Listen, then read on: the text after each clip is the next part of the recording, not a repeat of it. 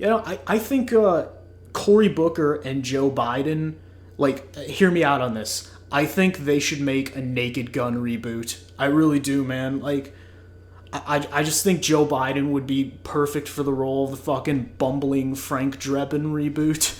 Like, because he's constantly getting into fucking terrible situations and slapstick and misspeaking. And, dude, Joe Biden, holy shit. Dude, I'm just gonna be straight up honest. Like, he sucks. Like, he sucks on so many levels. He's so old. He's fallen asleep at the wheel multiple times in this debate where he can't even finish a sentence. He sounds like a fucking sprinkler starting up, like, and then it's like, so Medicare for all. It's like, this is America. I'm just like, it's like, dude, what planet? What? And when he talked about one of the funniest moments of the night, one of the funniest moments, and this will be played ad nauseum throughout the media, is when he talks about domestic violence against women, and they just like, we gotta punch it, we gotta keep punching at it and punching at it and punching at it. I'm like, are you having like a flashback or some shit? And you're talking about beating women? It was just so fucking jaw-droppingly awkward and hilarious, and I was laughing. Honestly, it got so bad at the end, MSNBC had to stop the debates because Joe Biden's skull was coming unglued for a second there towards the end, and oh my god, I feel so bad. He's like an old dog, man. Like, you gotta put him down. You gotta put him down, man. It's so... Oh, man. When we come down to the most annoying candidate on that stage, I think we can all agree, hands down, Amy Klobuchar, or whatever stupid fucking hick name is. She's fucking, oh my goodness. She looks like a gremlin fucked a cat lady. And she had more speaking time. Like, it's so obvious what they're trying to do. They're trying to put her on screen as often as possible to distract you from the other candidates like Tulsi, Yang, and Bernie. The actual legitimate voices in this race. It's like they keep fucking with you, man, and putting on Mayor Pete, and fucking staple throwing Amy. Dude, and she was shaking tonight, like, and the great Doug Stanhope on Twitter also noticed this, and I retweeted it, and it's like she had a shaking problem on stage. It was like she had booze shakes, or she lost her vibrator while masturbating or something. I'm like, what the fuck happened? Either I think she took way too many amphetamines, but she was so annoying. She never said anything that wasn't a Republican talking point. She's abysmal. I have no idea how she's in this thing. Speaking of people who we have no idea how they got there, Tom Steyer. All I have to say about this guy is he's a billionaire, and he bought his way on stage.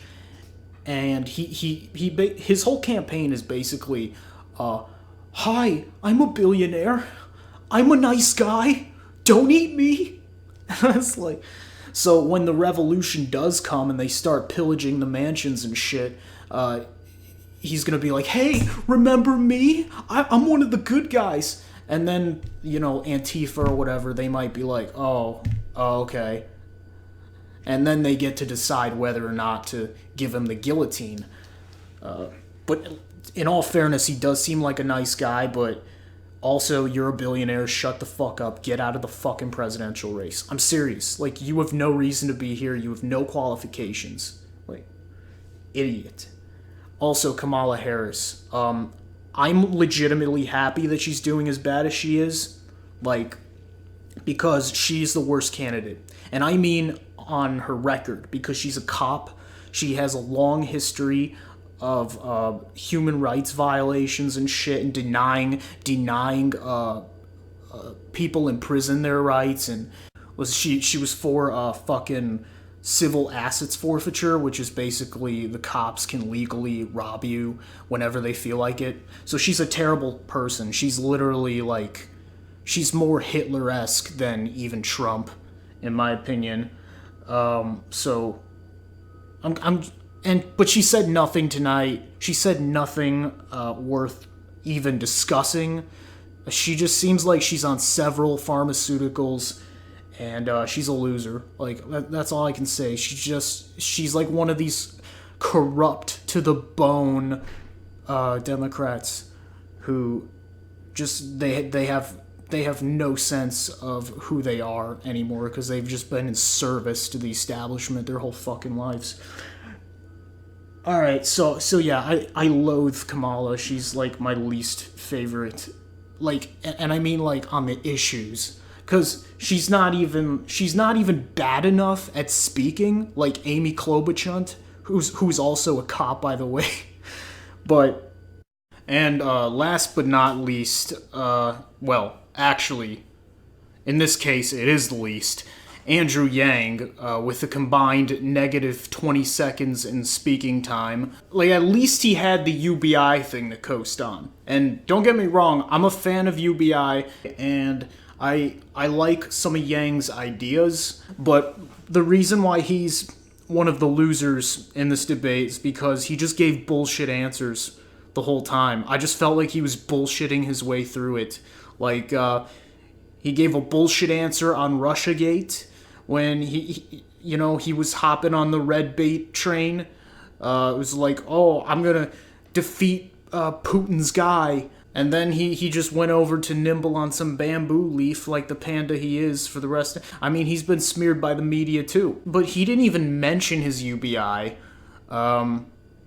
Which, again, is pretty much his biggest selling point, in my opinion. I don't see any other reason to vote for him. Like, Yang Gang, why is your guy such a bitch? It's like, it seems like all he talks about now is gun control. He had an answer on fucking gun control, which I'm against.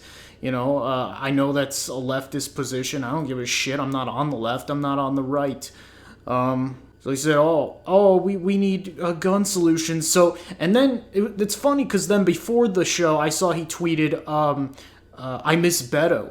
So I thought he was kind of taking over for Beto on the issue of gun control, and I think he was the only one to bring it up in the debate. But that again was probably the moderator's fault because they sucked so fucking hard. And again, I wish he had more time to speak. I'm 100% for giving. Like Amy Klobuchar got an hour and a half to speak. But Bernie gets fucking 3 minutes. How is it that the ratio always works out for fucking Pete Bootyglug and fucking Amy Cuntjob? How does that always happen? You would think if it was all up to chance, maybe one time it would go against the establishment and not in favor of it. In the words of George Carlin, and I'm gonna close with this, he said something like, sports is like life, a few winners, a whole lot of losers. This debate was basically that, a few winners, but a whole lot of losers. And most of all, of course, the low-income, low-educated voters who won't know the fucking difference when they go to vote on election day.